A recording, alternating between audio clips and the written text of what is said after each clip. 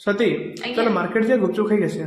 ए थंडारे market जो गुपचुप खाଇବା ପାଇଁ କିଛି ଯିବା ଦରକାର ନାହିଁ ମୁଁ ଘରେ ବନେଇ ଦେଉଛି ମନ ଭରି ଖାଇବ। गुपचुप करने प्रथम 2 कप अटारे 1 कप सुजी देदेबा और अल्प किसी लुण दे देकी हल्का हल्का पानी देके अल्प अल्प जमती आम अटा दलती सेमती गुपचुप आम अटा दलिबा। एठी मैं अटा दल 10 मिनट छाड़ीदबा। तापर एमती चलतु खटा पानी बनवा। खटा पानी बनवाई ये मुझे धनिया पत्र कंचा लंका अदा भल भाव ग्राइंड कर देदेबा बीट लुण आ कि जलजीरा और लेंबू चिपुड़ी देके ये आम बनीगला खटा पानी।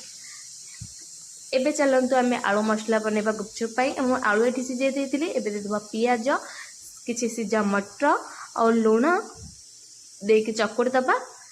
चकुड़ी देला खट्टा पानी टी ऐड करदबा।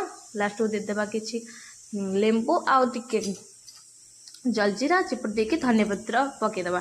ये आम रेडी होगा आलू मसला। 10 मिनट पूर्व मुझे रखी अटा को चकड़ी की छोट छोट गुड़ा करके मो गुपचुप साइज सब बेलिक रखी मत छाणी को सहज हे बोली ये सब रखी बेलिकी। एवं चलते कढ़े अल्प किसी तेल दे देकी गरम कर देकी गोटे पर गोटे गुपचुप को छाणीबा।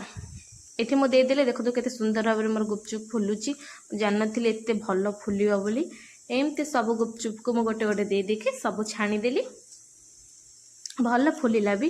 ये देखंतु केते सुंदर मो गुपचुपटा गोल होइछि और फुली भी आप देखंतु पूरा क्रिप्सी भी होइछि। आपन मुझे देखे दूची एटी गुपचुप हो गला मोर रेडी।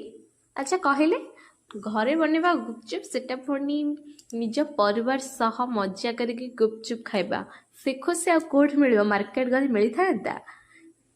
बहुत टेस्टी होता और ये सबुठ बेस्ट कथा है कि गुपचुप मोर सबू जाक